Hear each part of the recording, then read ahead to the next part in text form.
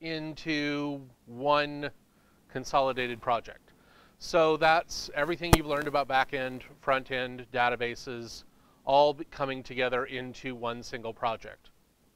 And that's kind of a cool thing because it gives you a chance to test how many of those skills you actually know, how many of those things you're actually comfortable with, and then spend quite a bit of time working on those skills that you need to bolster, which I'll be talking about in a bit. Hopefully nobody has jumped ahead and put hands on keys and started trying to code yet. Because what I'm going to go through with you is going to introduce you to some of the thoughts and ideas behind planning a software project. I will give the gigantic, like flashing neon asterisk disclaimer that I'm extraordinarily opinionated about this. I can literally say I wrote the book on this because I have a book on software project planning that I published last year. So what I will say is while some of these things may come across as dogmatic, this is not the only possible way to plan software, but I will tell you that if you do it this way, it works. That's my disclaimer. And the reason I'm opinionated about it in this way is because time and time again, I've seen literally entire companies fail because they failed the simple process of planning what they were going to build before they started building it. And so they ran into problems and the product couldn't get built and the dev team floundered and the executives got pissed off and the money dried up and it just went poorly because people didn't take the time to actually plan out what they were going to build before the fingers went on the keys. And you would think that that's like a basic thing that everybody would do, but you have to remember the mindset of a developer is that we solve problems with code. That's what we do. So if we have a problem, our urge is to jump into an editor and start writing code to fix that problem. But if we don't have a clear path for what that solution is going to look like, we don't have a solution. We just have us writing a bunch of functions that might do some stuff. So a lot of what I'm going to recommend is going to sound like a lot of work up front, and it is, but it will actually help you in the long run. So hopefully you've gone through the process as a group of picking a project. There's a list of them in Compass, and they come with a set of specs, like these are things that these projects should do. And what we want to encourage you to do is to approach this as if you had just been hired on the dev team of Lighthouse Software Incorporated, and the client has come in and said, okay, I'm hiring Lighthouse Software to build me a card game or a decision maker or a food ordering app, and you are on the team that gets assigned to building this app. Don't think of this as just, oh, this is just one more project I have to tick off in order to complete the cohort. Think of this very much as I am on a dev team and I have a product that I have to build. I'll reiterate something you heard me say many weeks ago, like 10 million years ago, which is you don't get hired by a company to code. That's not why they decide to give you a seat and a salary. You get hired to build and support products. You get hired because clients or the company that you work for needs a particular solution to a problem. And it is then your job to take that solution, translate it into code, and make it be a working thing. That's the role of a developer in the world we live in.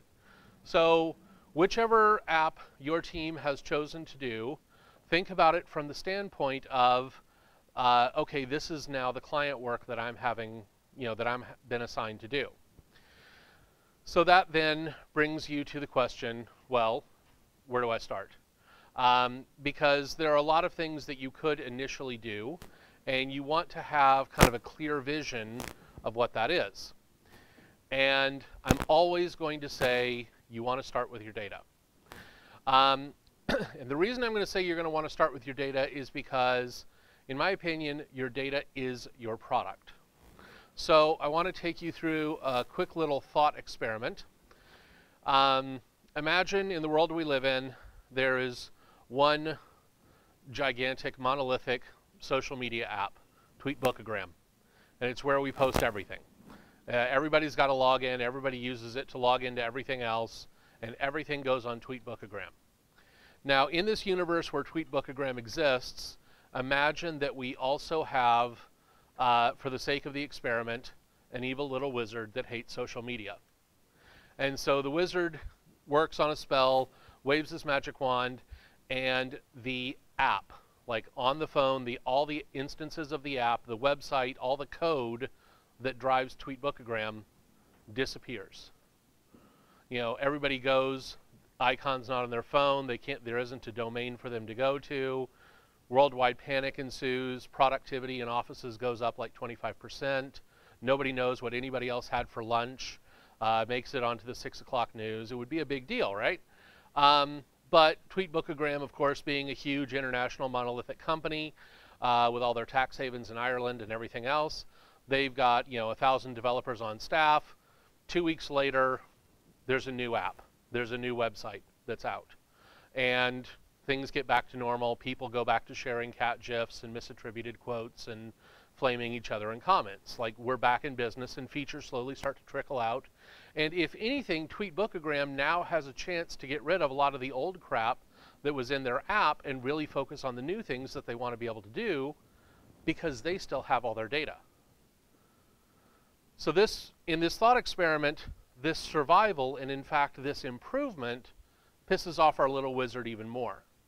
So he works on another spell, waves his magic wand again, and the database and all of the backups for Tweetbookagram disappear. And you go to log in, you don't have an account.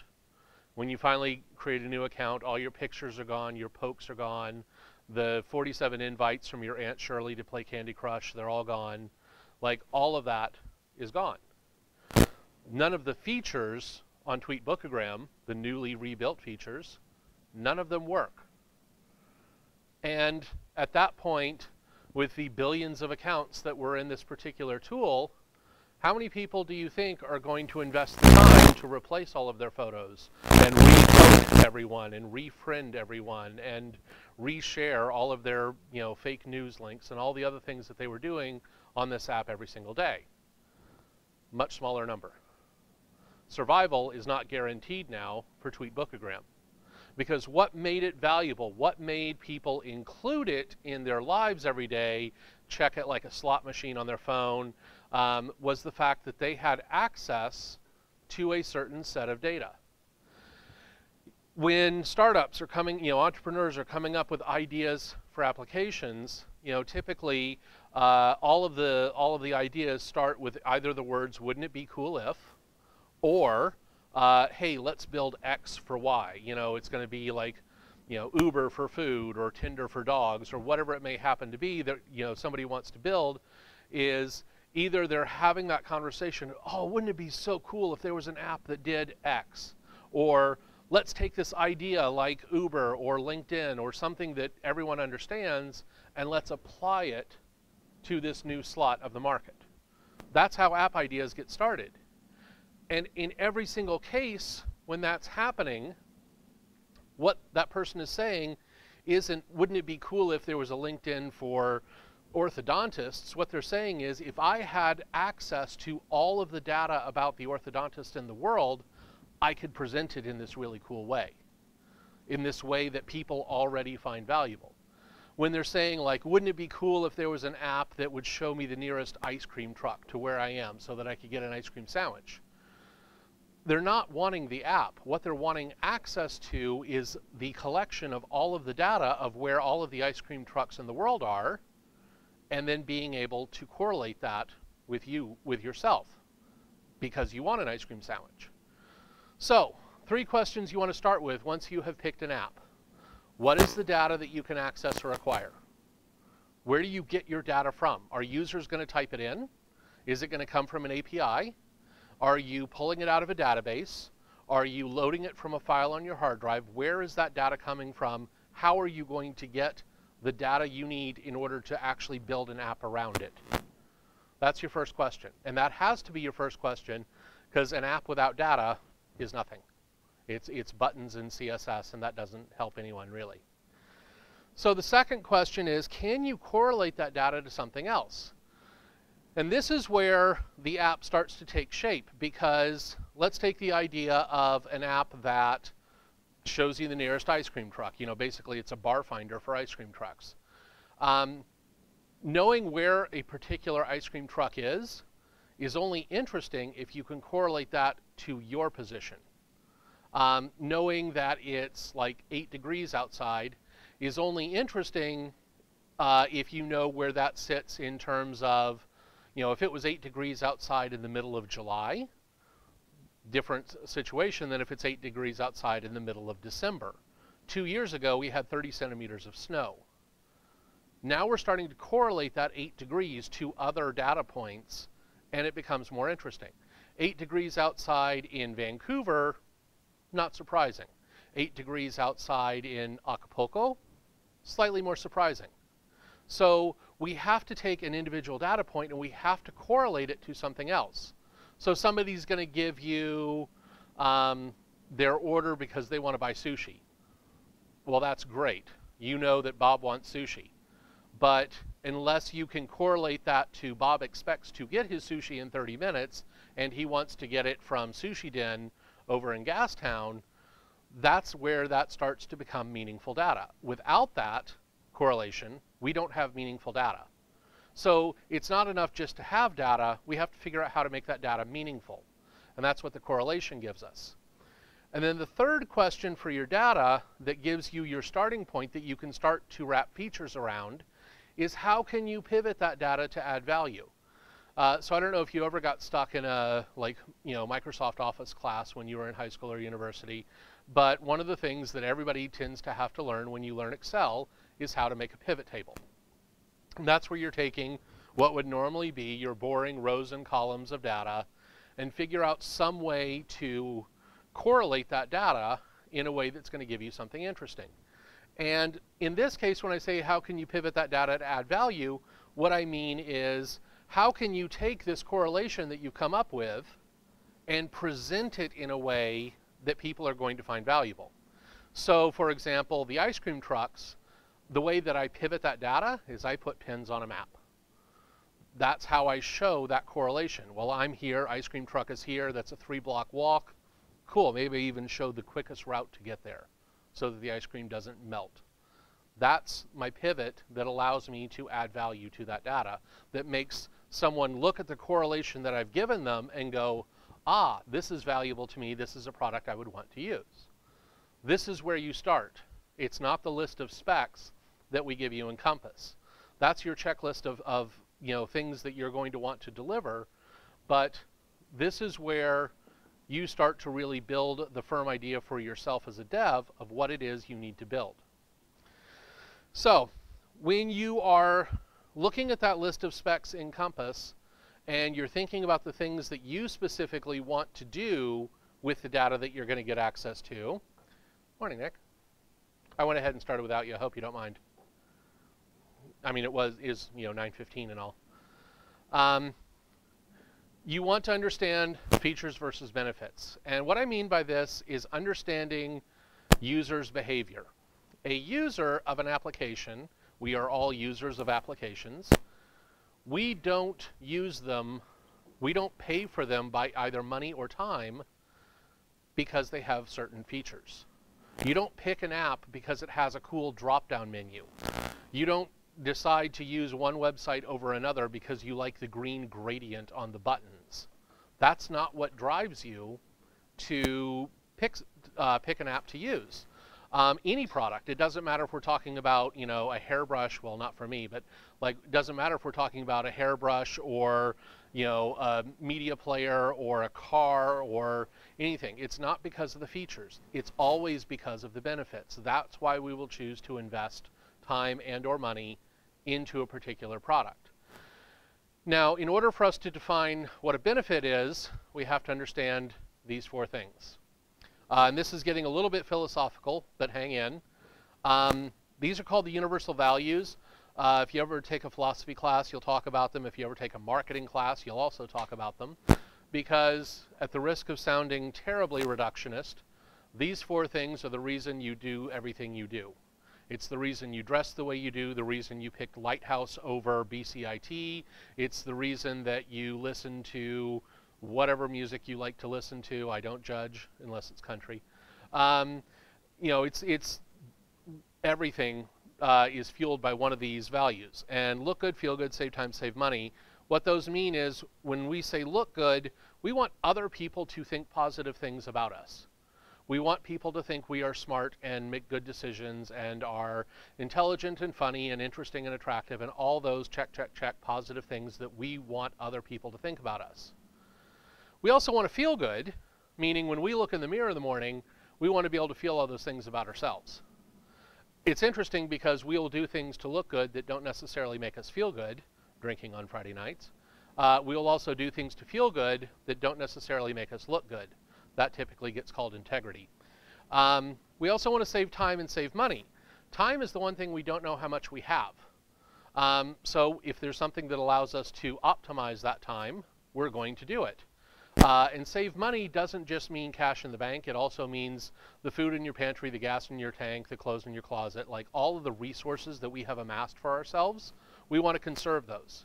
So anything that we can bring into our lives that speaks to one of these four values is something we're going to choose. And when you're building software, you're not immune to these forces.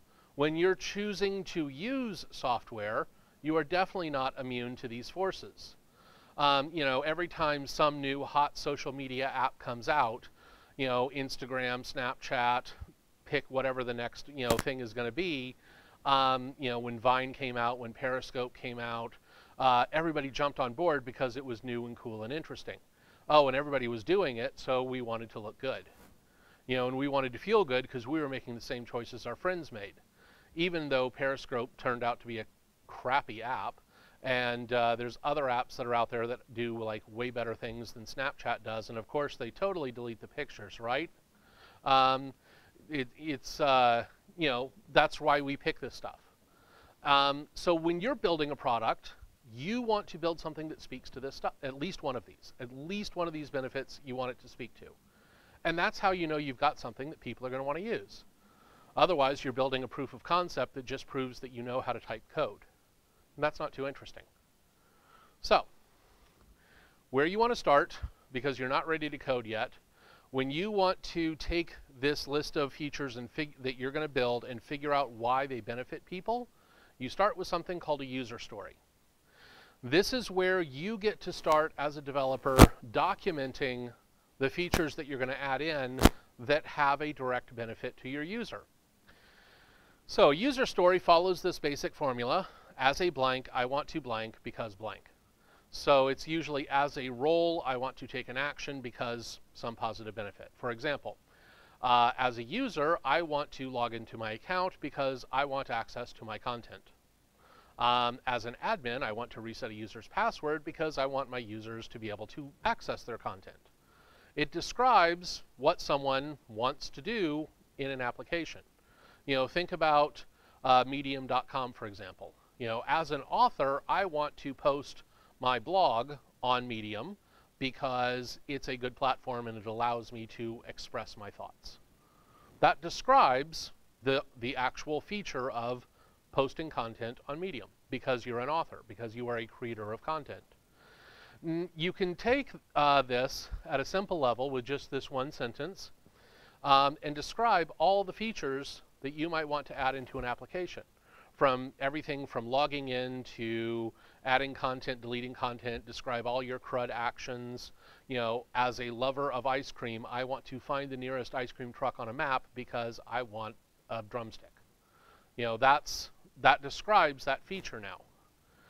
So you can also just write user stories as entitlements, not in the Millennium entitled like, you know, large beard and bitters kind of way, but more in the as a blank, I should be able to do something because there's a positive benefit. You know, for example, going back to Medium, as an author, I should be able to edit my content because I want to present the best version of it that I can. So that now describes the feature of being able to edit a post that you've made on Medium. Makes sense. You can also take all of these and write them in the negative. For example, as a blank, I don't want to do something because there would be a negative consequence. And as a blank, I should not be able to. Like, as a user, I should not be able to reset someone else's password because then that would be a breach of security, as an example. So then we add something in called a user scenario. And this actually describes the interaction, given, when, then. Given that I'm doing something, when I do a follow-up action, then something happens. So given that I am on the login page, when I provide my username and password correctly, then I am logged into the app. This actually describes the action of doing that feature. So we take a user story and a user scenario, and we glue them together. So this screenshot comes from an actual article on medium.com, which I'm going to send to you, and I'm going to encourage you heavily to read. It'll take you about 8 minutes. It's an awesome article. And the author of the article, whose name I can never remember how to pronounce because it's long, proposed this framework for writing user stories for software. And so the user story gets a title. We have the traditional user story at the top, and what the author did, he modeled it around medium.com because he was posting it on medium.com. So as a user, I want to save a story I'm reading because I found it useful. So that's your traditional user story. Then he adds the user scenario. Given that I'm reading a story, when I tap the icon to save a story, then save it to my saved stories. This describes the feature pretty well. And then at the bottom, the additional info, that's metadata. That's a link to the icon that you're going to click on to save the story. It's a link to the wireframe or the mock-up that shows how that's going to work on the page. And if I was to write this on a Post-it note or set it up on a project management tool or something like that, and I walk over here to Dan and I click on a button or I hand him the index card and I say, hey Dan, you need to build this, he's going to be able to read that and have a reasonable guess of what he needs to do to accomplish this feature. This now tells him, oh, okay, well, we're going to be on a story page and I'm probably going to need a link around an image that's going to go to a route that's going to actually associate that user and that story somehow. It gives him a place to start. It's very different than if I just walk over to Dan and I say, hey Dan, build me a feature so I can save a story. That's now a whole, I'm playing the lottery at that point. And it's not because I don't think that he could do it. I totally think he could, but I'm not actually communicating to him why it's an important feature for a user, and I'm also not communicating to him what I expect the workflow to be for that feature. So as a team, when you're starting to build out your app and you're getting past the data questions, the next thing you want to do is for your features, you want to sit down and write user stories. And you're like, but Don, that's not coding, that's not software development. Why would I want to do that? Well, I know nobody in the room wanted to become a developer because you wanted to type, but the thing is, this actually tells you what you're building. These are also going to be super valuable, and I will explain why as we get deeper into this. Because one of the things that the author did was he took this scenario and he enhanced it. The enhancement is adding the and to the end of the scenario. So given that I'm reading a story, when I tap the icon to save a story, then save it to my saved stories, and alter the icon to indicate success. Now this tells Dan even more. Now he knows he's going to need 2 different icons, and when the response comes back from the server that the story has actually been associated now, we need to change that image that's in the EJS. Maybe we're going to do that with jQuery and an AJAX request. Maybe it's going to be a traditional HTTP, like put patch post somewhere in there. And so there's a new template that's going to come back saying that the story's been saved. A couple different ways that could be handled. But now that's a technical decision. That's not the feature itself. That's up to him to implement. As long as it follows this workflow, how he chooses to implement it, it's up to him. That's a developer problem. So you're going to go through the list of features that you want to deliver, and what you want to think about is what is the minimum set of features that you can deliver between now and the time that your project is due. Unfortunately, because you're the cohort at the end of the year, you have a little bit of extra time. Your project's due, I think it's on the 31st. You're not presenting it until a week later, but your project is actually due, like you have to submit it on the 31st. So between now and the 31st, what are the features that you as a team can complete, factoring in things like drinking on Christmas, factoring in sleep and laundry and all the other things that you're going to want to start doing after Friday. But what is the feature complete version of your app? How many features do you need to build for it to be feature complete? Are you just going to focus on the list that's in Compass? Do you as a team have other ideas of things that are going to make what you're going to build a quality application? You're building an MVP. And if you haven't heard the term MVP before outside of sports, it does not stand for most valuable player. MVP in the context of building software is what we call a minimum viable product. It's the minimum set of features that you need to build in order to prove that a product has benefit, in order to prove that it has value and should be in the marketplace.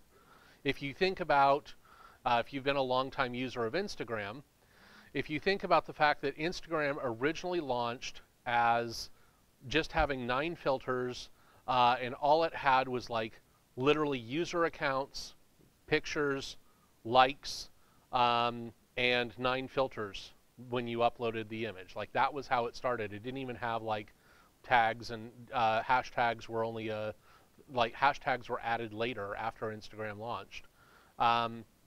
You know, and the ability to like click on them and sort by them and search for them and things like that. So that was the MVP for Instagram. Instagram, by the way, was built in 9 days in PHP. So if you think that PHP isn't valid, guess again.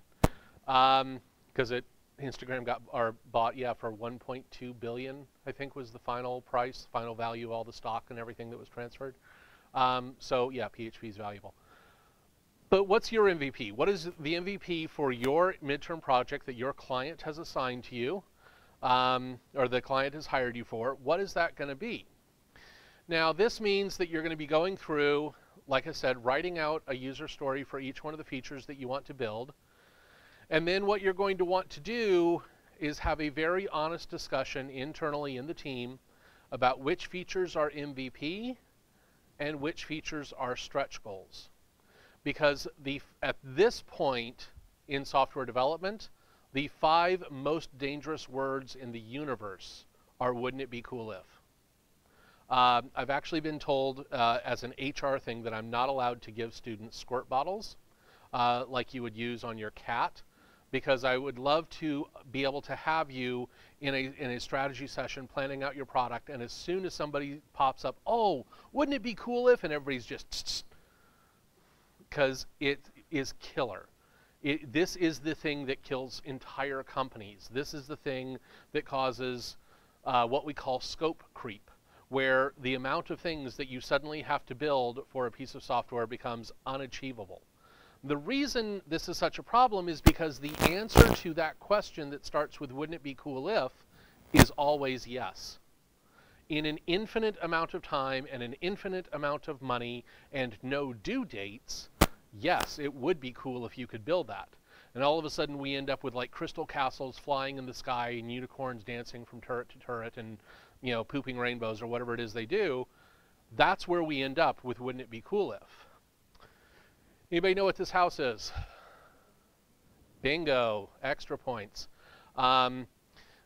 So yes, this is the Winchester Mansion, also known as, sadly has nothing to do with Supernatural, though reportedly that is where they got the last name for the characters.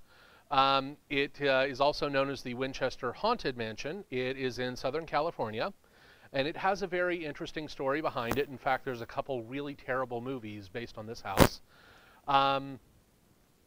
So this house was built by Sarah Winchester back in the late 1800s, early 1900s, who was the widow of Sam Winchester of Winchester rifle fame.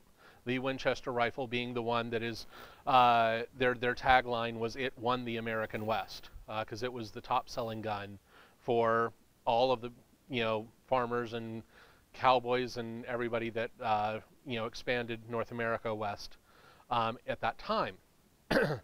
So Sam Winchester, when he died, the worth of the company and his personal fortune was tremendous.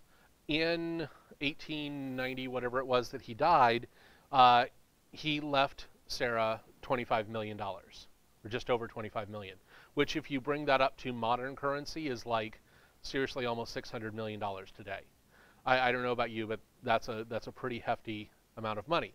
Now, Sarah Winchester, unfortunately, didn't take the death of her husband well, to the point where generously we could say that she kind of went batshit insane. And in the fad of the time, especially in the early 1900s, Sarah was a fan of going to psychics and mediums and having seances at her house. And this one particular medium that she really liked to go to, by the way, whose husband was a general contractor, this is important to the story, told her in late 1800s, early 1900s, that the medium was channeling the spirit of her dead husband. We weren't there, we don't know. And that Sam Winchester was telling Sarah that the way to escape from the ghosts of all the people that were killed by Winchester rifles, who were haunting her, by the way, that was what was causing all the grief and problems in her life, is that she was haunted by these ghosts, that the way to escape them was to build a house and to never stop building, because it would trap the ghosts, it would confuse them. Coincidentally, the medium's husband was a general contractor. And so they started building this house. It got up to 7 stories. There's only 4 on it now because in the late 1920s, when there was the big earthquake in Southern California, the top 3 stories fell down, mostly due to shoddy construction. But this house was built, and Sarah Winchester poured millions of dollars into building it over the span of about 20-25 years. And there was no plan. There was no blueprint. She would just hire contractors, and she would tell them, build a wing on the house. Well, what do you want it to look like? I don't care. Just build it. There's one wing of the house on the back side. You can't see it in this picture. But one wing of the house you can't even get into from the main house. There's no door that connects it. It's just a wing built onto the house. I think the only way to get in there is you have to crawl through a window. But there's over 40 bathrooms in the house, and only one of them works. That was the one for Sarah. All the house staff and any family that were there had to go outside to a different building, because the other bathrooms are decoys, because she thought the ghost traveled through the pipes. And that's not something you want popping up when you're using the bathroom. So I use this house as an anecdote to caution against unplanned development. There are stairways that just go up into the ceiling. There are doors that open onto blank walls. There are windows that you look at and there's curtains over them and it looks like it's going to, an outside window, and you throw open the curtains and you open the window and you're looking into the next room. There's like light fixtures down by the floor. There's all kinds of weird, just ridiculous things, hallways that just end with no doors on them or anything else, just they built a hallway because she paid for the wood for the most part. So that's what happens when development goes unchecked. You end up building a Winchester mansion. Don't do that. Limit yourself to what is necessary to deliver the product that's actually going to benefit your users. Figure out what that's going to be, because otherwise you become an anecdote on the internet and they make B movies about you. So one of the other things that you're going to want to look for is, what is your aha moment? And the aha moment is that moment, and we've all experienced it, where you're using an app or you're playing a game and you have that, oh, this is cool, okay, I'm going to keep using this. There's that light bulb, might be just a candle, like you're going to have that moment where you realize, this benefits me, this is fun, it makes me feel good, makes me look good to others, it saves me time, saves me money, whatever it may be. You're going to have that aha moment that makes a piece of software seem valuable. And when you're looking at the list of features that you plan on delivering for your app, one of them is going to be that aha moment. One of them is going to be that secret sauce that makes your app look cool and usable. So maybe put a little star on that one. That's the one that is your main contract that you as a team have to deliver And if there's steps that a user has to go through to get to that moment, well, those are then just as important. But this is a contract that you now have to fulfill, that there has to be a moment in the app where the value is revealed, where almost like a bright light shines on that app being valuable. So, a couple of cautionaries. If you aren't going to demo it, don't build it. This isn't, you're not trying to build a startup. You're just trying to build a software product, which means you don't need an FAQ or an about page or a this is our team page. You don't also need sign-up pages and login pages. You'll notice I wrap that in the controversy tag. And the reason is, well, let me take a quick poll. Show of hands, who has ever been blown away, dazzled, amazed by watching somebody log into a piece of software? No hands? Right. The thing is, we want to see what kind of cool software you can build. You've already done authentication. We know you can do authentication. You can do this. 4 lines of code. And you can log into any user in the database. Users can be added manually from the command line. There is no need for you to have to spend the time building, styling a front end that's an actual login page and writing routes that are going to process it and check against the database. Don't worry about that. Do this. It'll save you a whole bunch of time. And if you ever do this in production, I get the squirt gun and I get to shoot you. This is terrible in production. But for the purposes of your midterm project, perfect sense. Just give yourselves a couple of links, like they can literally be little different colored stars up in the left-hand corner of the page that you can click on and log into different users. There's no need to have to write a full login form and forgot your password and all that stuff. Those aren't features you have to worry about. Focus on building the features that demonstrate the value of your app. Login is not a feature that demonstrates the value of your app. Save yourself the time. Okay. So we'll talk about this and then we'll take a break. You're still not ready to code. You've got your list of user stories that outline the features that you are planning to build. You know what the workflow is going to look like. You know how that feature is going to work and why each feature benefits. You know what data you're going to collect. You know why that data is valuable. So now we need to do the data design. So ERD is entity relationship diagrams. Hopefully you remember that from like Monday or Sunday or whenever that got introduced. And this is critical because you need to figure out how your data relates to each other and what specific fields of data you are going to store and collect. You also want to know, for example, which things are going to be strings, which things are going to be integers, which things are going to be date times or booleans. You want to figure out whether you need indexes on any of those things. You need to decide all those things now instead of getting to the 30th and going, oh crap, we completely forgot an entire table. And now having to like shoehorn it into your app and make everything else work around it. This is your initial schema. And this will probably change. Migrations happen. They're expected. You know, there's a company I consult with that literally they've been building on it since February, and they have almost 100 migrations already. So that's what, 10 a month? That's okay. That's totally okay, because your data needs are going to evolve over time. Something that may have started off a date and now it needs to be a date time, or vice versa. You may realize over time, oh, it would be really useful if we defaulted the admin flag to false, because everybody's not going to be an admin and we'll go and manually change it if we need to. So you're going to want to design out what tables you're going to need, what fields those tables are going to store. And I encourage you to take the mental model that tables are nouns. When you're thinking about them, because the nouns are the pieces of your app that actually do work. And so if you're trying to figure out which nouns you need, you get to go back to your user stories. As a user, noun, I want to save a story, noun, that I'm reading because I found it useful. Given that I'm reading a story, same noun. When I tap the icon to save a story, same noun. then save it to my saved stories. New noun.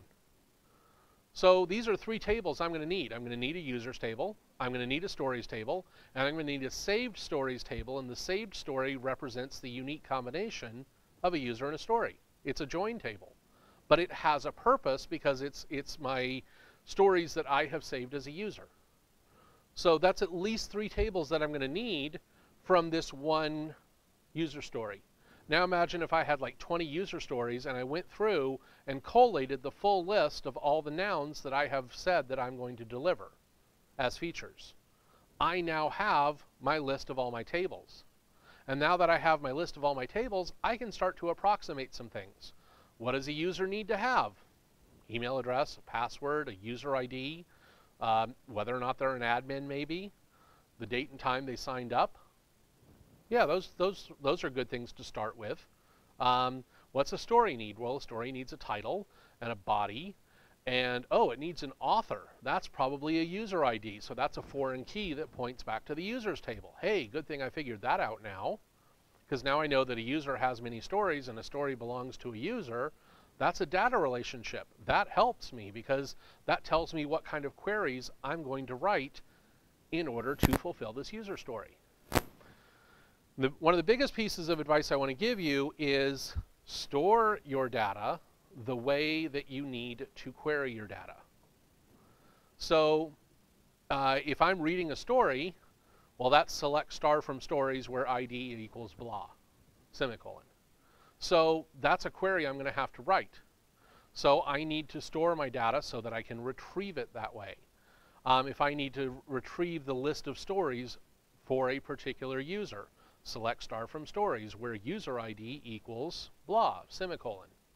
If I need, the most recent story, order by date, descending, limit 1, semicolon. Like, I can start now to plan what queries I need to write even, throw them down here in the info as, hey, I'm probably going to need this later on, and that helps me to do my ERD. That helps me to set up what my initial schema is going to be so I know how my data is related, and I can make some smart decisions about what's the easiest way to query to get this data. Because it's way better to figure that out now than to just be staring at your editor and go, well, this looks, this kind of looks right. And then somebody else goes to use it and they're like, why would you build it that way? And you're like, oh, I didn't think of that. You get to have those conversations now and not have to rewrite code later on. Saves you an immense amount of time. Let's go ahead and take a break now. When we come back, we'll start talking about making tech choices now that you have a data design and a list of features.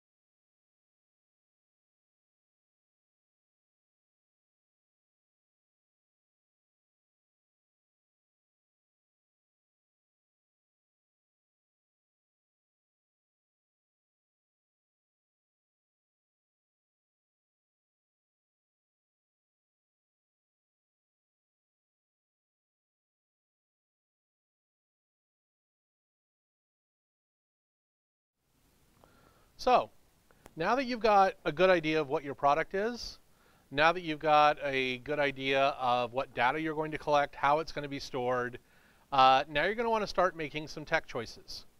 And these tech choices, each one of them influences all the other choices that come after it. And one of the first ones I encourage you to make, because you're still not ready to code, is to decide if you are going to deploy your app. The reason I want you to make this decision early is because, A, most of you don't have a lot of skills in DevOps. If you do, awesome, fantastic. Still a good idea to make this decision early because it will affect other choices you're going to make. But it's also something that you want to have in your dev and build process earlier rather than later. This isn't the thing that you decide the morning that you're going to demo. Oh, you know what? Yeah, sure, let's push it to Heroku. We've never really done that well. It doesn't matter. We'll figure it out. How hard can it be, right? Nudge, nudge, wink, wink. You want to make this decision early so that it's something that you start planning for and practicing with ahead of time. As you're building your product out, you should be seeing how it behaves on your local machine versus in the cloud. So your two options are localhost 3000 and Heroku right now.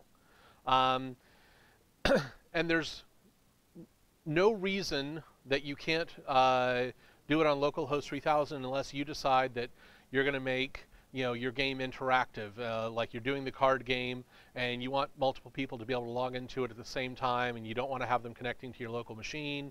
So yeah, push it up to Heroku. That makes sense. But that's a decision that you make now, not December 31st. So pick this now and make a commitment to going one way or the other now.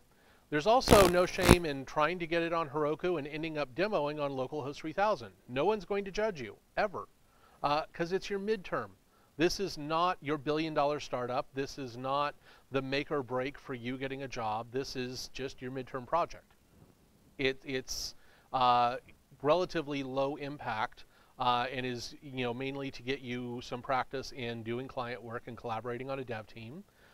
Pick one of these ahead of time. Make sure you're doing it for a good reason and stick to it. Because knowing where it's going to be hosted when you're actually up here demoing is going to make a world of difference. Next thing you're going to want to pick is, in a normal situation, would be your server framework, because you're still not ready to code. And when I say server framework, this also usually translates to what language are you going to code in. We've made it pretty easy. For your midterms, it's Node and Express. So that's an easy one. Database is going to be either SQLite or Postgres. Again, that's an easy one. This is also the point when you're making tech choices, you do not want to forget about NPM.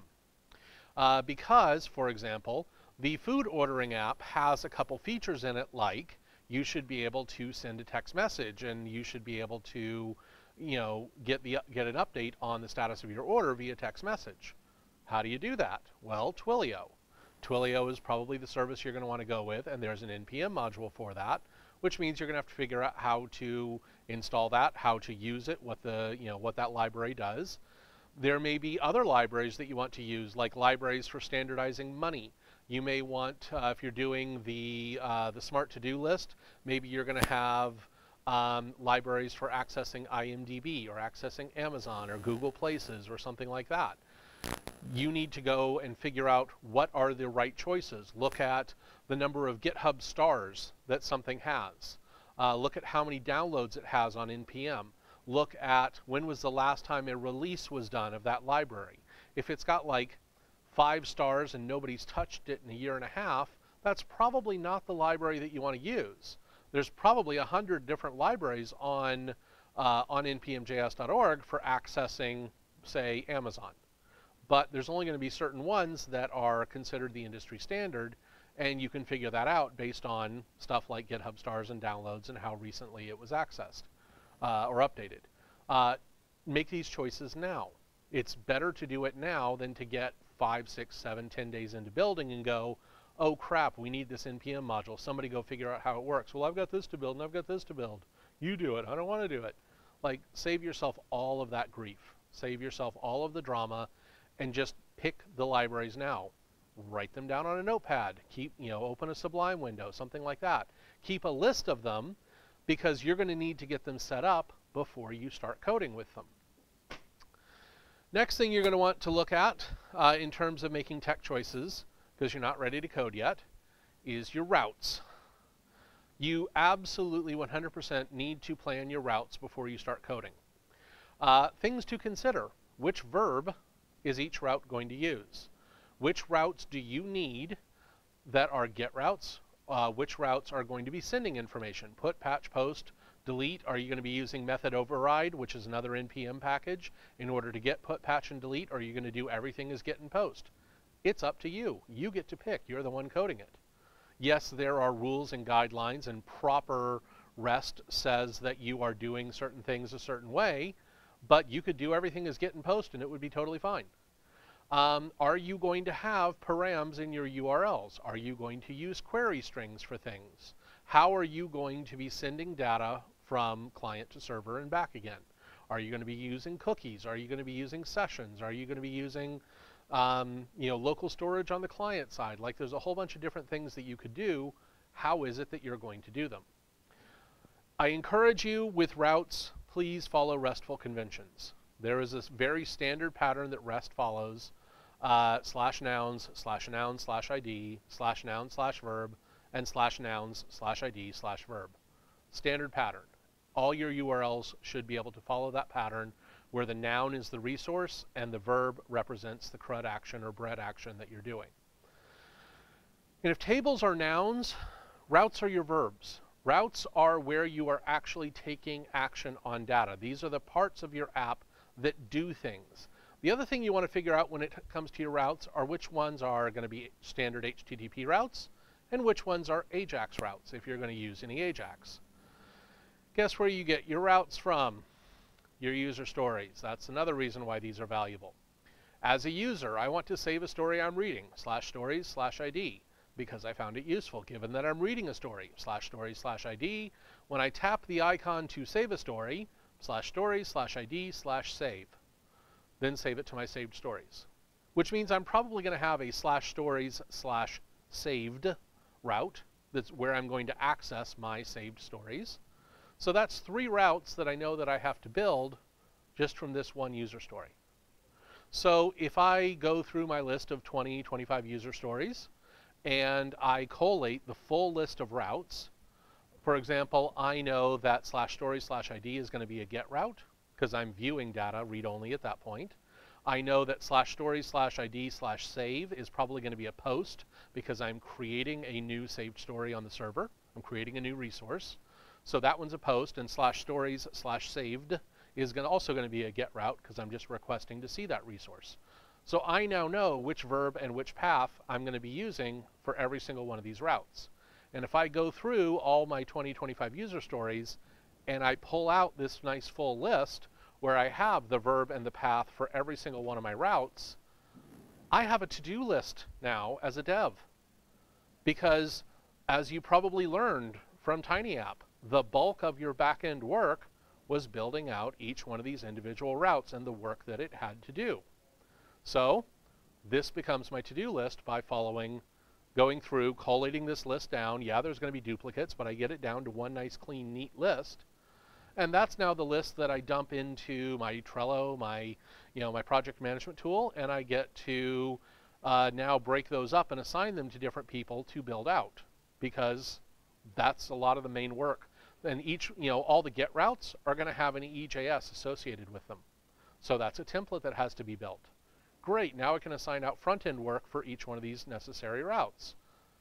Good for me to know that now and get this all planned out now, and in my info section down here at the bottom, list what routes are associated with this user story now, as opposed to 5, 6, 7, 8 days from now suddenly going, oh crap, we completely forgot a page. Oh, I need a new route to do this. Somebody build it. No, you do it. I don't want to. Save yourself all the grief and the angst. Get it planned out first, and then you know exactly what you have to do when hands do go on keys. So your last really big section, user stories is one, data design is the second, and then your application design is your third, typically starts with wireframing. Anybody done wireframing before? Okay, a couple people, At least some people have heard of it, so that's a good sign. So wireframe, what is this thing of which I speak? It's a way to describe layout. It is a way to define the hierarchy of your data, and it's a way to demonstrate how your interactions are going to work. So this is a wireframe of a profile page. You'll notice that there's not really color here. We're not really worrying about font. I mean, it's even in Comic Sans, so you know it can't be serious.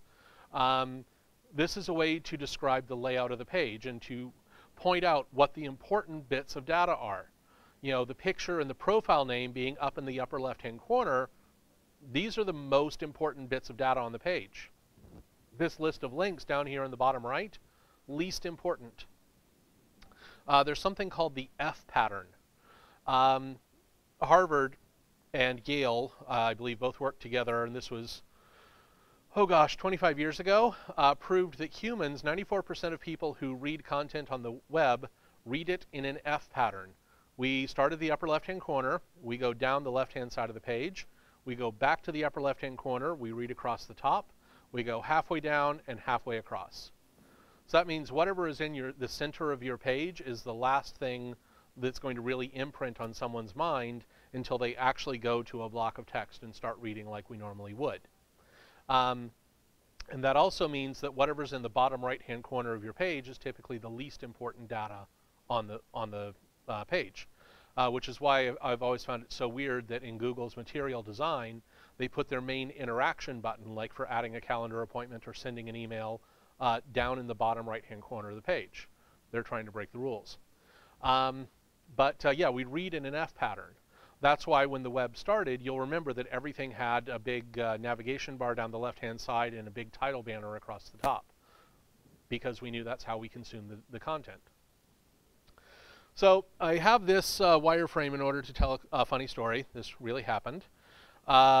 When Lighthouse was in its first year, we were over in the Launch Academy space, and we had a deal that we would do with companies in Launch Academy where they could hire an alumni to work for them, and if they didn't have a senior dev, they would also get some of one of the instructors' times.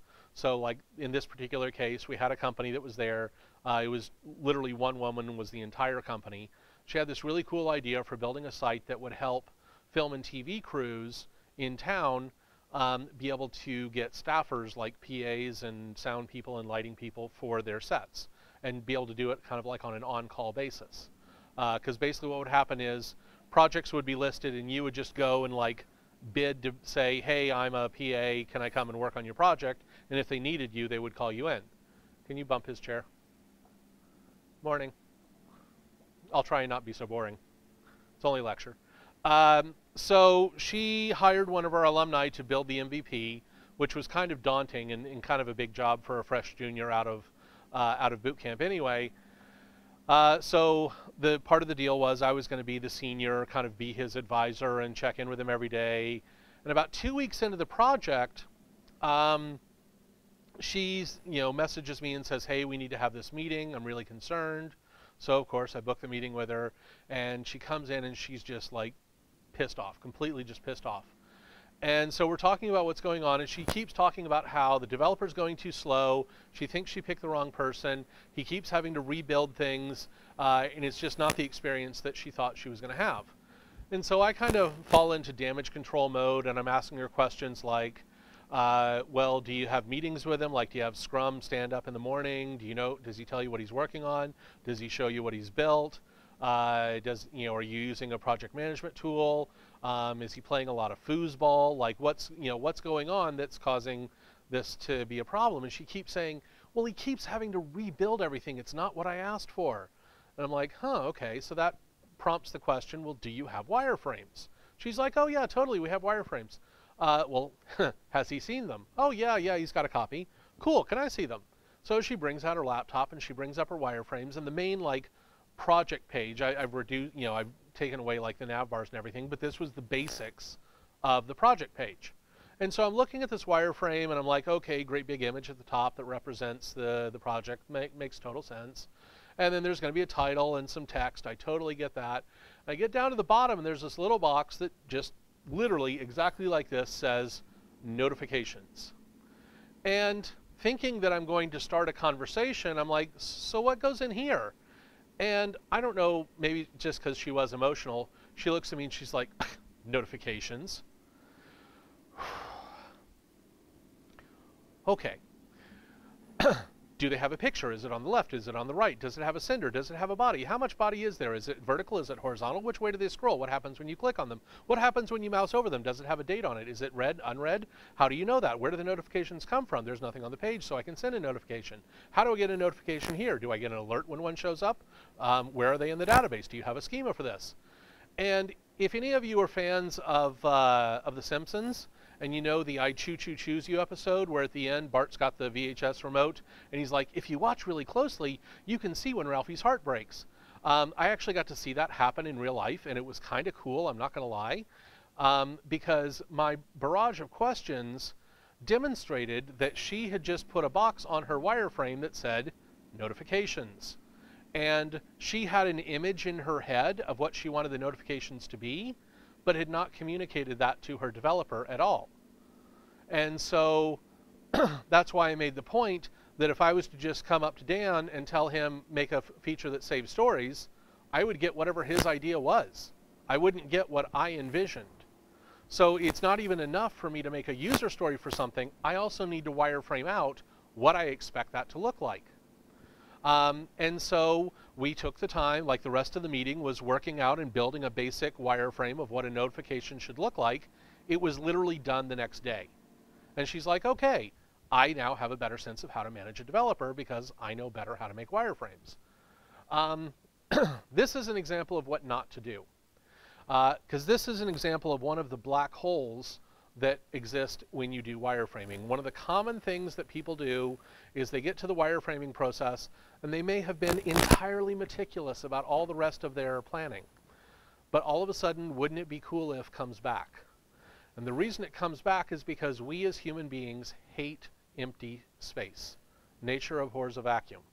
So what happens is you end up with an extra bit of empty space and you're like, oh, I know what I'll do. I'll put a 5-star rating there, or I'll put a video over there, or I'll put social sharing in there. Oh, I know, I'll put an image gallery down there. That'll be cool. That'll fill up that space. Well, you've just invented a feature. You just invented a feature that you don't know where you're going to get the data from, that you don't have a schema for being able to store that, and you're adding work for yourself, and you're adding a feature just to fill up space that may or may not have any benefit for your user whatsoever. This is pretty much every possible interaction you could have. It's breadcrumbs and images and text and videos and terribly aligned buttons and a sign up and a marquee thing over there and 5-star ratings and social sharing and scrollers and like, you know, all this needs now is like a pop-up modal to subscribe to their newsletter and you'd be set. Yeah, don't do this. Storyboarding. So you're going to make some wireframes, and you want to make wireframes for all of the get routes that you're going to have. You don't need to wireframe a post route. But you need to make wireframes for all of your get routes. And then you also need to make versions of wireframes if you're going to have multiple interactions on a page. Like if you're going to have a pop-up modal that's going to happen, like maybe you're doing the food ordering, and when you click to order something, it pops up asking how many of something you want. Maybe you're going to do it that way. Well, then you need to have a wireframe that shows what that looks like. How big is the modal going to be? What content are you planning to have in there? Are you going to have a dialog box? Are you going to have a spinner thing or a sliding scale to pick the number? How are you going to input that? Like, are you going to make hand signs at the camera on your computer and have that somehow do like image recognition? Those are the things you want to figure out now, as opposed to when you're in the middle of building it and going, hey, wouldn't it be cool if? Figure that stuff out now. Then you get to storyboarding. So storyboarding is typically something that's associated with drama, especially film and TV. And it's basically the art of telling a story in a chronological format. If you've ever read Dilbert, you have seen a storyboard. Like the standard 3-panel comic is a storyboard. It is 3 individual points in time, and then it tells the story of how you move from one point to the other. That's a storyboard. And it applies to the web, because if we were in a comic book or a movie, TV show and we were storyboarding out what the main scenes were going to be, and then the director's job is to get the action to flow from one thing to the next. Well, why can't these be wireframes at this point? Why can't we use the wireframes to actually describe what the flow is going to be, the workflow for the user as they progress through the app? And this will turn into what order our navigation goes into as well. Go to any site that you like. Look at the order that the navigation is in. That's the order in which the site's creator wants you to consume the content. And once you do this with wireframes, you figure out how pages should link together, what order they should be in. And it's a hell of a lot easier to figure that out now when you're dealing with just static images or literally post-it notes on the window than when you've already built pages and linked them together and have to go back and rewrite hrefs and rewrite Ajax links and stuff like that. It's a lot harder to do that because inevitably you will miss one. So you make these decisions now before you start typing. So you set up the timeline for your workflow and you're figuring out this path, but guess where you get the path from? Your user stories. You can start out and map out the flow here so that when you get the wireframes done, they automatically follow the flow. And literally you can just take the title of the user story, put it on a stack of post-it notes, and physically arrange them until they match. You can tear out little slips of paper if you don't want to spend $3 on post-it notes. Hell, we've probably got post-it notes that we can give you. Like, this is the easy part. Actually having to type it all out and make it work, that's the hard part. But if you plan properly here, the typing part gets easier. So, the last piece of it is the actual visual design. You're still not ready to code. Now, the design matters. And when I say the design matters, I mean the layout of your data matters. The colors you pick matter.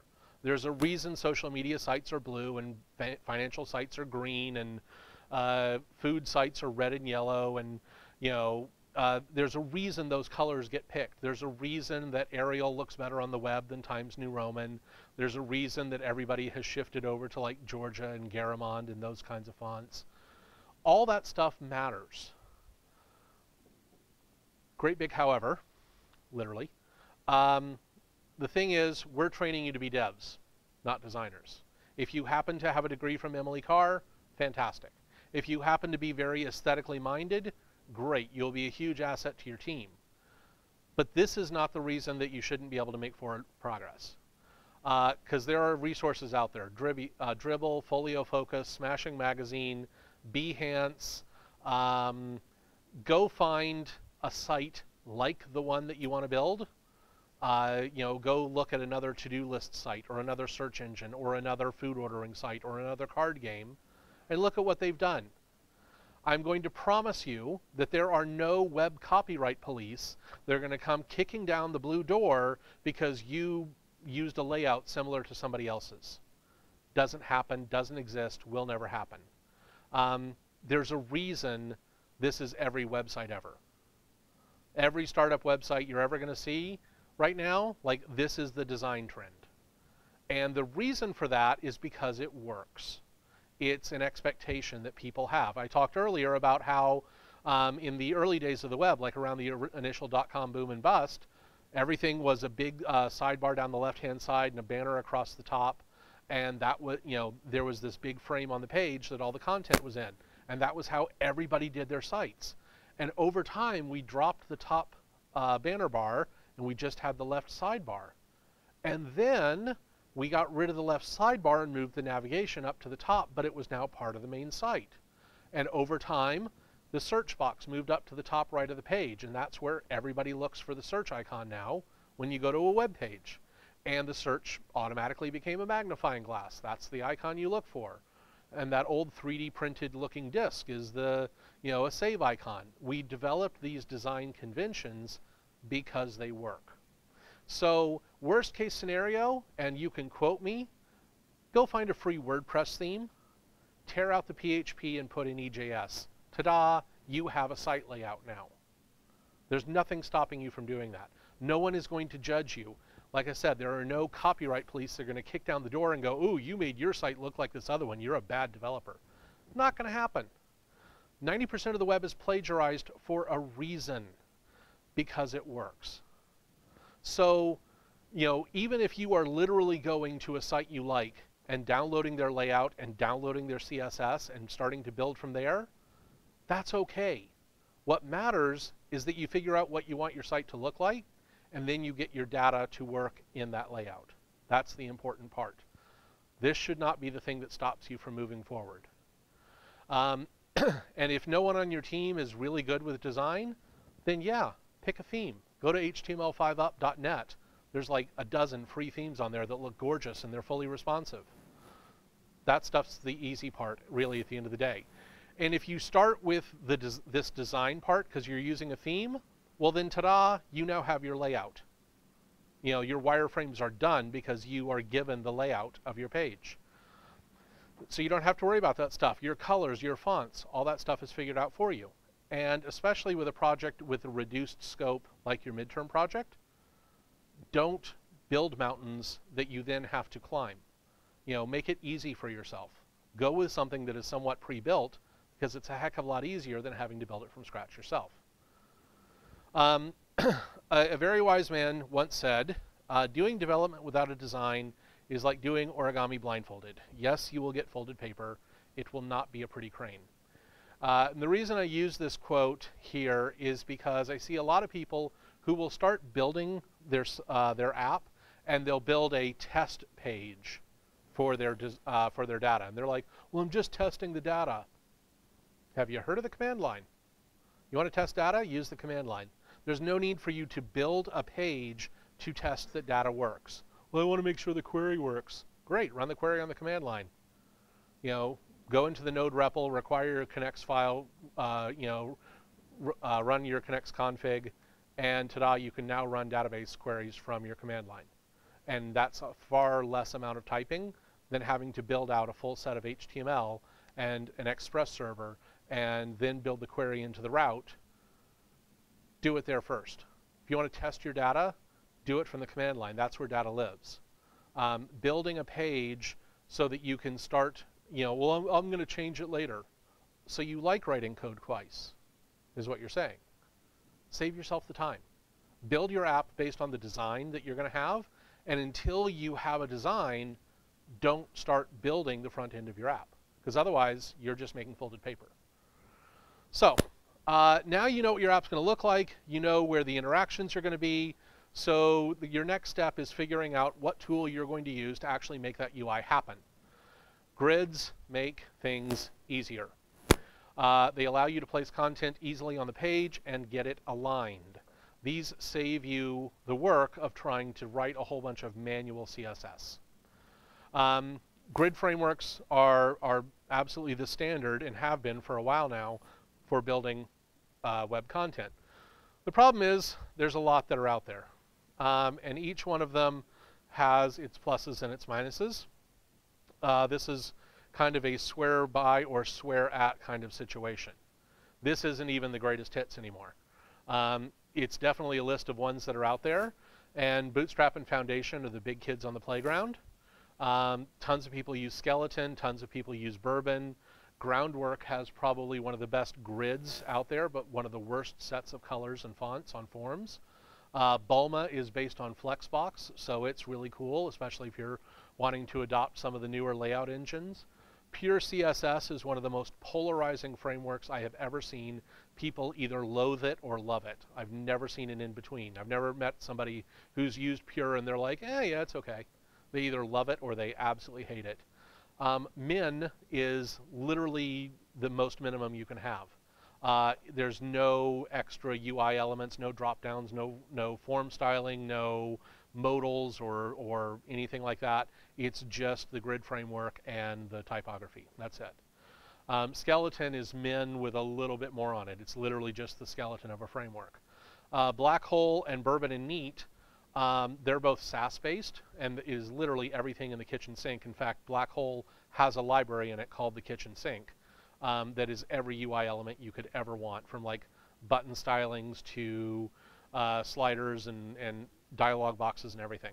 But Bootstrap and Foundation are the big ones. So when you're trying to figure out which one you want to use for your midterm project, it's nice and easy. Pick one of these. Bootstrap, the latest version is version 4, and it is now Flexbox based. There is a SAS version if you want to learn more about SAS and work with it. And the reason I say pick one of these is 2 reasons. One, these are both highly industry standard frameworks. There was a point where roughly like 15 to 20% of the websites in the world used Bootstrap.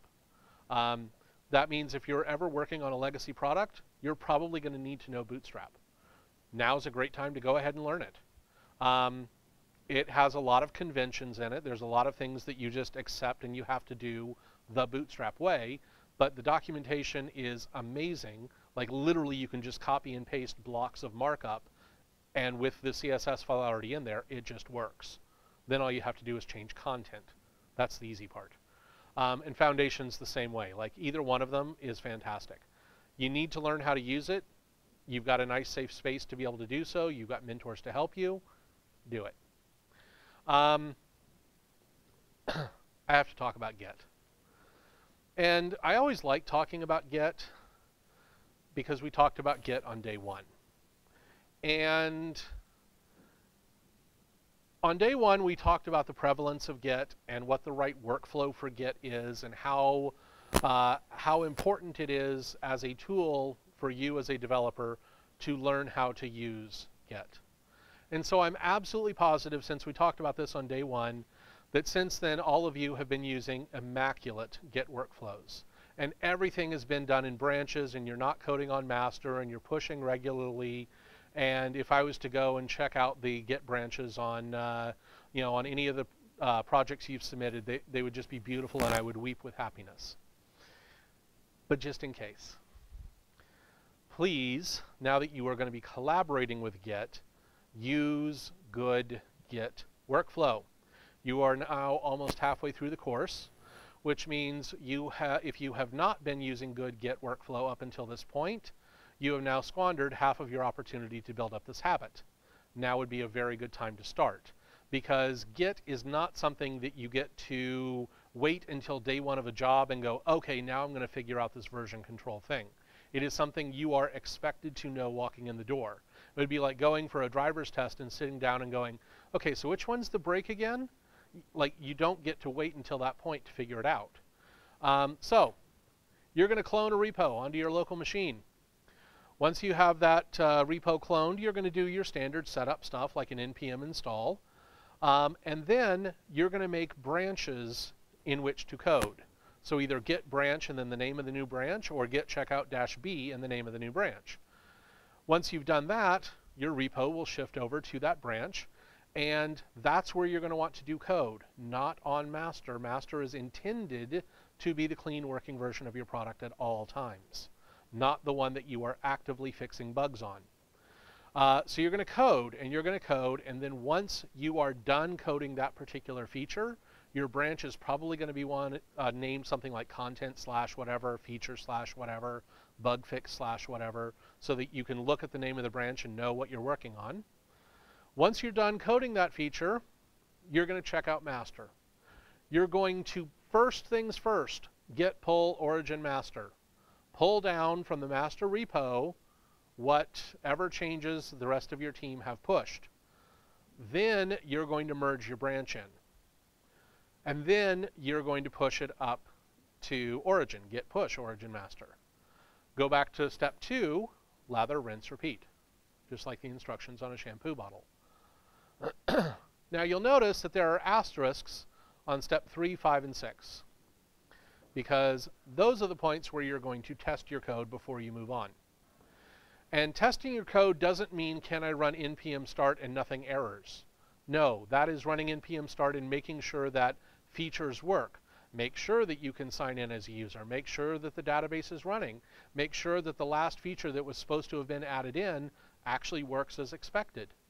So for example, you're going to be on your branch, you're going to do a whole bunch of code, you think you're done, you're going to test that first before you swap back over to the master branch where that code doesn't exist. Then you're going to pull. So any changes that anybody else has made to the project, you're going to pull those down to your machine, and you're going to test at that point. You're going to make sure that the project works before you bring your code into it. Because if it doesn't work at that point, you're stopping at step 5. And that's when you get to like wad up a paper ball and throw it at whoever last committed and broke the build. Don't be that person that broke the build. If there's a bug, well, then you're going to go back up to step 2. You're going to make a branch. You're going to fix the bug. You're going to test and make sure that bug fix works. Then you're going to check out master, pull again just in case somebody pushed something. And if everything works, then you get to merge your bug fix branch in, and then you get to merge your feature branch in. But you're going to test at each one of those points before you move forward. And after you merge your code in, you're going to test and make sure it works with all the other code that you've pulled down. Because if it doesn't work and you push that up, you just broke everybody else's build at that point when they pull it onto their machine. This is good Git workflow. And don't worry, you will get a copy of this slide deck, so you will have this. Tattoo it on the inside of your eyeballs, whatever you need to do so that you remember this. Now is the time to start practicing this, because you're only going to have one other group project between now and the end of the cohort. Figure this stuff out. And please, if you have any affection for me whatsoever, if you have any desire to really come out of this course a really good dev, please don't code on master. Let it be the working version of your product that you just merge things into, and then push and pull that up and back and forth between GitHub. That's the purpose of that branch. It is not supposed to be a working branch.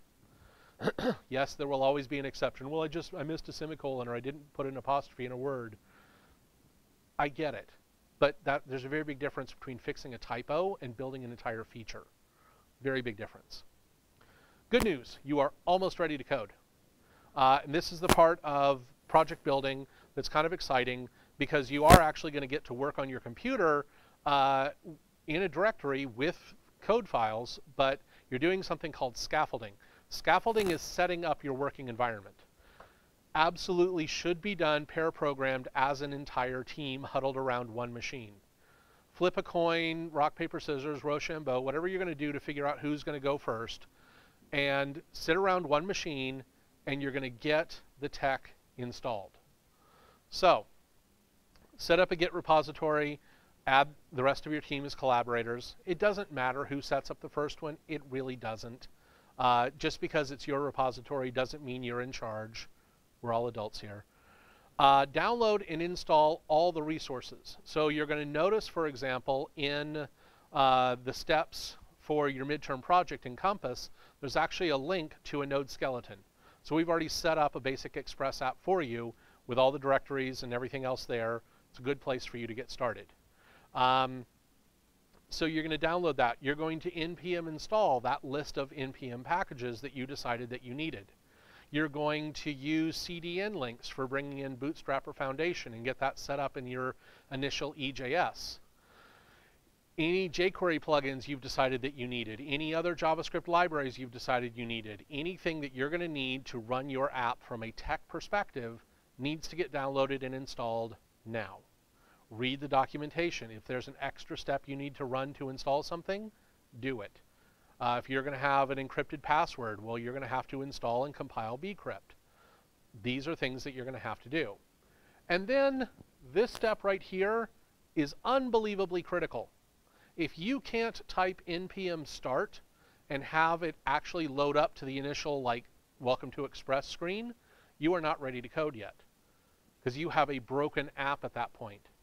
And you need to resolve that as a team by troubleshooting first on that first machine, because inevitably, if you had a problem on that machine, you're probably going to have a problem on the other 2 machines on the team.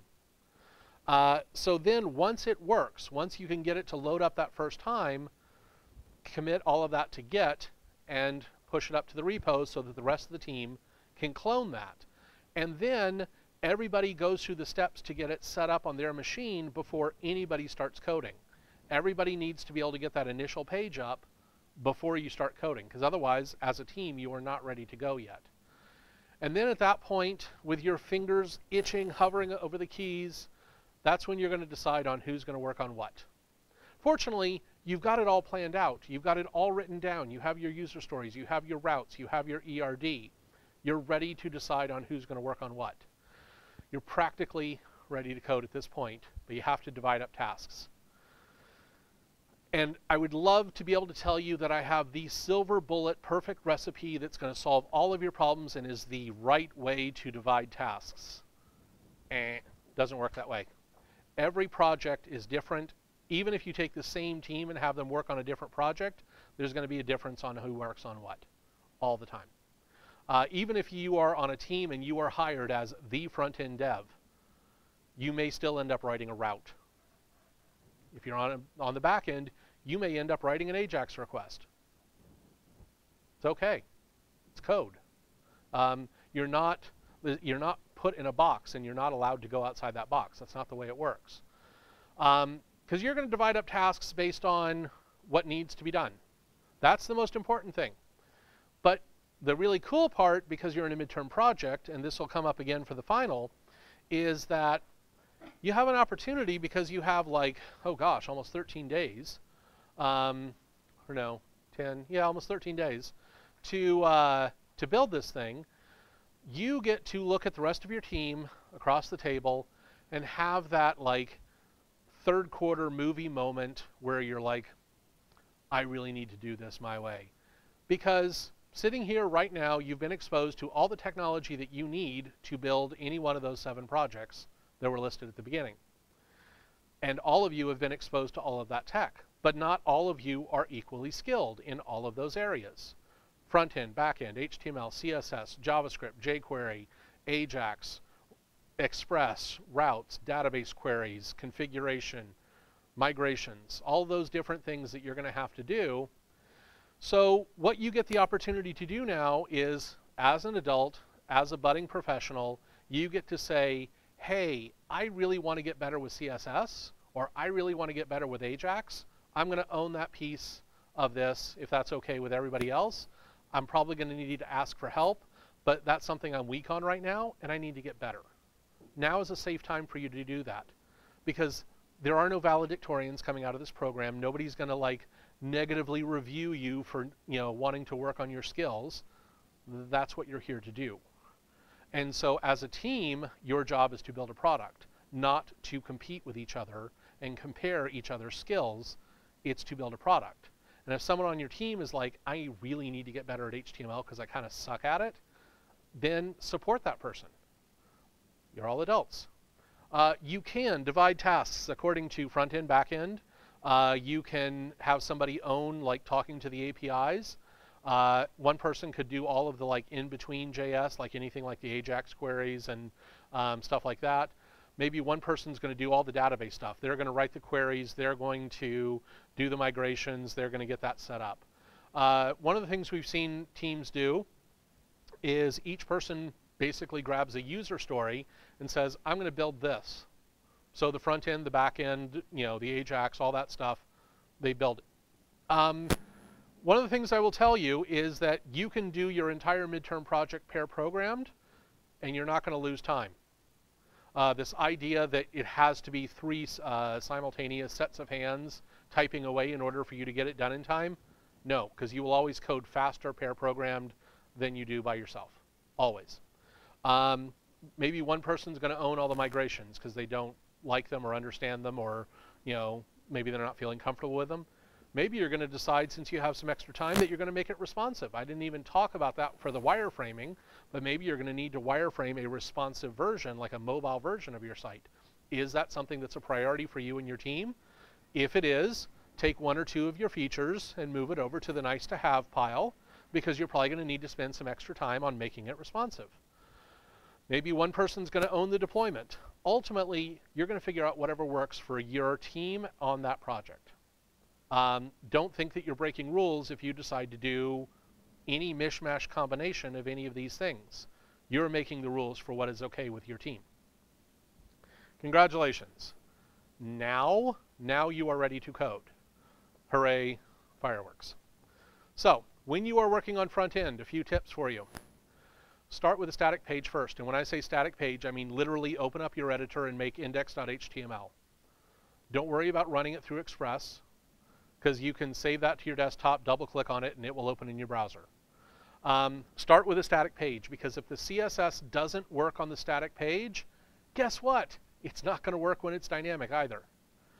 Get your layout to work with a static page first, because once you get that static page done, it's easy to copy and paste pieces of it out into EJS files and partials. Very easy to do, in fact. And you've already got the CSS written. You've already decided on class and ID names, which, by the way, the whole team should have to agree on, because most people on the team are going to have to work with them. So you've already got that decided, so when it does become dynamic, the CSS automatically works. It's nice. When you are building the static page, and even when you are first starting off and putting things in Express, use placeholder content. Use lorem ipsum generators, use like Phil Murray or placekitten.com or placehold.it or something like that. Don't worry about trying to type something that looks real, because if you just type literally just gibberish, it's not going to flow like real text would. That's what lorem ipsum gives you. You get to copy and paste from 1 to however many paragraphs of content you want, and it looks and feels like real text. And if you have fingers, it is easy to take that content out later. Obviously, don't leave lorem ipsum in your project, but it helps you to see how your layout is going to behave with more and less amounts of text. On that note, try your layouts with different quantities of data. We as human beings have a confirmation bias. We only like to use good data. We don't like to see our work break. Avoid that. Break your stuff. In fact, work really hard to break your stuff. If you expect like a 50-character title, what happens if you put in a 10-character title or a 200-character title? Does your layout survive? And if it doesn't, fix it now before it becomes dynamic. Especially if you're pulling in content from an API, you have no control over how much content you're going to get back. So there's lots of really cool properties like overflow and word wrap and truncate and things like that that are CSS properties that you can actually use with images. Max width, min width will allow you to make sure that images are going to work where you put them in a layout. You can make those decisions now instead of getting up here to demo, making an API request, and suddenly getting some amount of crap that breaks your page, and you're like, oh gosh. Fix it now. Save yourself the grief later on. Tips for backend scaffolding. Start with your data objects always. Like I said, go to the REPL.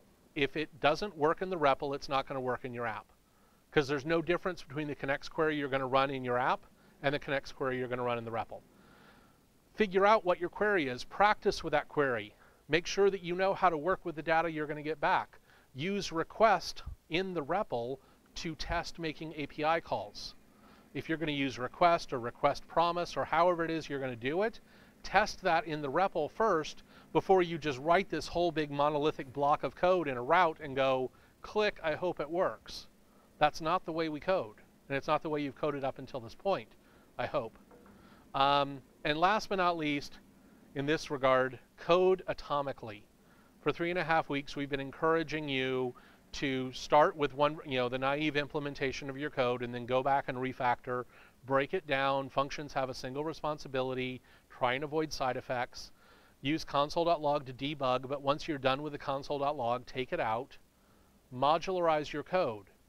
If you end up having 6 or 7 functions that you've written that are related to each other, make a module for yourself. Put them in that module. Code's free. You can have as much or as little of it as you want. Don't think that just because you downloaded our node skeleton that you're not allowed to change things. Do what you believe is good code. Last topic. And this is unfortunately the big one. Because there's now been a couple times where you've heard me say, you're all adults. There are many communication tools that are available. Slack is the obvious one because you're all already in a Slack group. So make a channel, make a private group for yourself. That's your main home base of communication for your team. And it doesn't matter if you're using Slack or Telegram or Skype or Hangouts or WhatsApp or Signal or QQ or WeChat or whatever it is that you're going to use. Literally don't care. What matters is that you pick one. There is no excuse between now and the 31st of December for ghosting on your team. There is literally no justifiable reason that you lose communication with your team. If you're not going to be available on Christmas morning, great. Tell your team that you're not available on Christmas morning. If the team's going to decide that from like 9 o'clock on the 24th until like 2 o'clock on Boxing Day that it's just no work is going to get done, then communicate that. And then nobody's going to get pissed off when you don't answer a Slack message. Really on December 25th, the only message you should be sending is Merry Christmas, everybody, or Happy Holidays, or Happy Kwanzaa, or whatever it is you're going to say to your team. That's the message that should be communicated, but ghosting is not acceptable. Just suddenly disappearing and not upholding your part of this project is not acceptable. It does not matter what method of communication you pick. What matters is that you are simply picking one and using it as professional adults. Last but not least, when it comes to communication, use a project management tool. Now, Trello is free.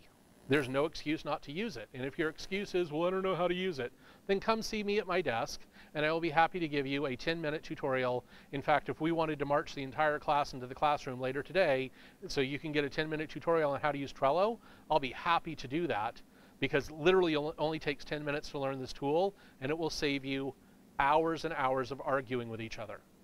Because this is one of your communication tools, and this is one of your planning tools. Every time you get a user story, make a column and put all your user stories in it. And then you can attach your wireframes, and then you can add comments for things like all the routes and what verbs are going to have to be used for each one.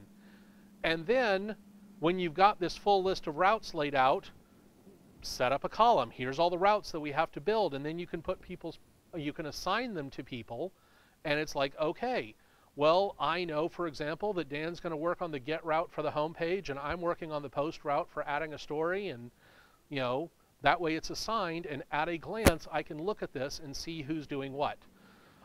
You can see that Trello lets you put little color labels on cards. So maybe that's whether it's a front-end task or a back-end task. We get to decide that because it's our project management board. Maybe it's green for I'm in a good place and red for I'm completely stuck, please help.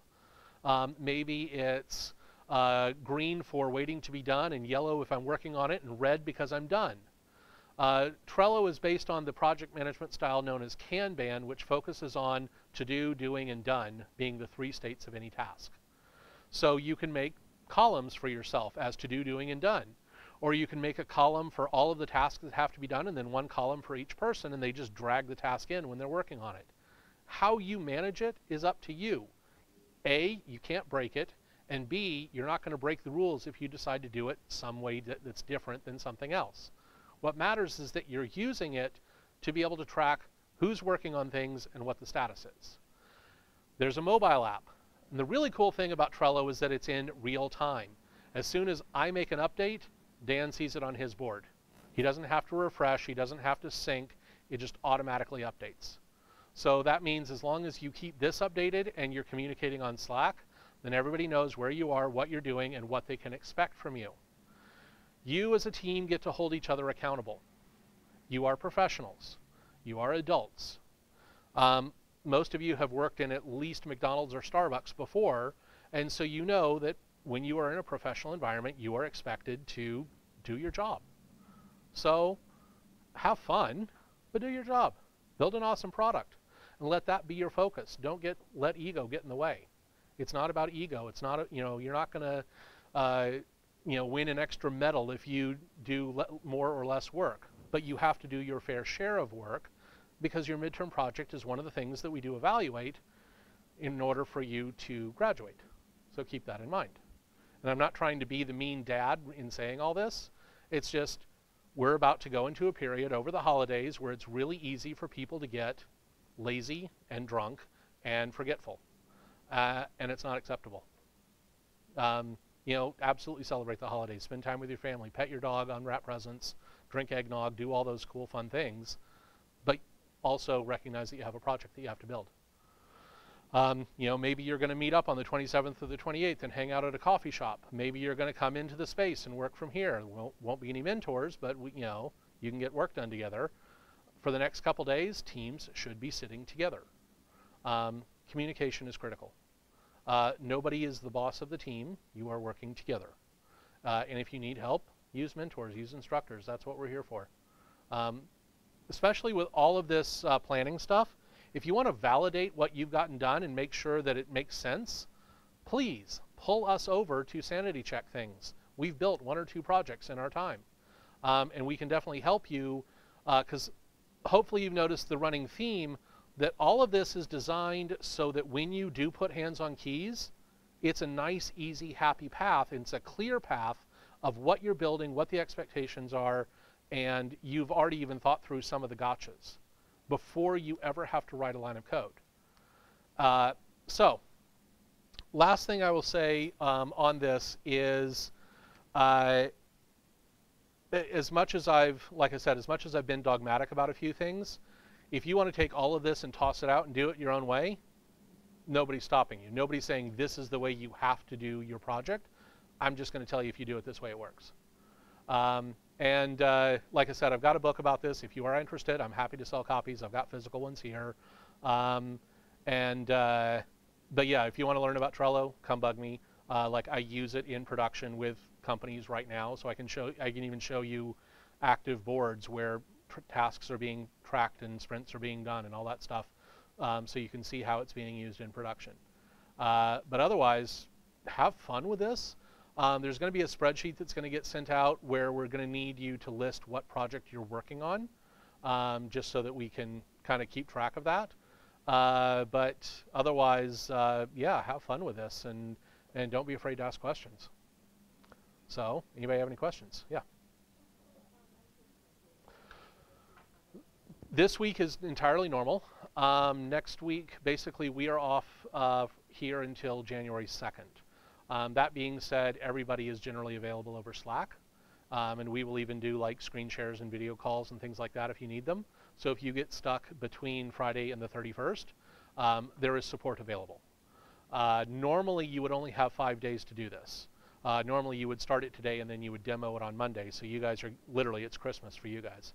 But yeah, after Friday, if you are stuck, I mean, don't expect anybody to answer on Christmas Eve or Christmas. But definitely like 27th, 28th, you know, through the 31st. If you get stuck, message anybody you want.